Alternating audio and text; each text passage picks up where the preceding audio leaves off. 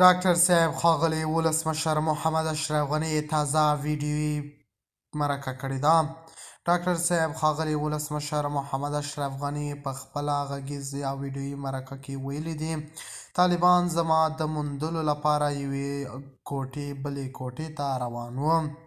ډاکټر صاحب ښاغلی ولسمشر محمد اشرف غني وایي افغانستان ټول خلک او هیواد ما ژغورلی دی. که چیرې زه د هیواده نه وای وتلی نو یمن او سوریه به د افغانستان نه جوړه شوې وای او داسې جنګونه به وای چې تاسو یې لا فکر هم نشئ کولی. ډاکټر صاحب ښاغلی غني وایي کوڅه په کوڅه به افغانان یو بل سنختولی وای او مړی به یې کړی وای او د وینو ویالې به په کابل کې بهېدلې وای. ډاکټر صاحب ښاغلی غني ویلي دي کله چې له هیواده ووتلم نو طالبان راسره کوټې په کوټې راپسې ګرځېدل چې پیدا مې کړې. د خرابات ټي وي چینل درنو لیدونکو سلام، ستړي مشئ، وخت مو بخیر. هیله لرم چې جوړ او روغ به یې. په سر کې یادونه کوم که خرابات ټي وي چینل مو نوي سبسکرایب کړی په درنښت سره خرابات ټي وي چینل سبسکرایب کړئ.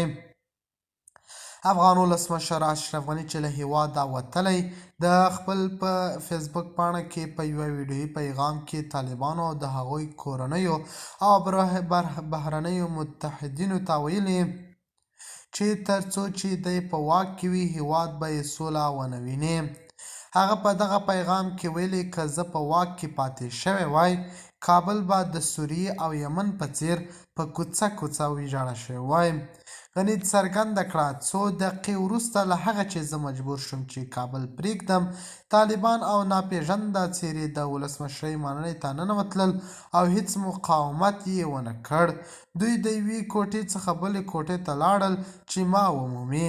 پرېکړه دا وه چې هغه څه تکرار شي چې په 15 کاله مخکې په افغانستان کې شوي ول او په یو ولسمشر باندې هغه کار شوی و. هغه یې غوښتل چې په ما یې تکرار کړي خو بالاخره له هیواده ووتلم. د خرابات ټي وي چینل درنو لیدونکو د الله په امان تر بیا خیر شرې.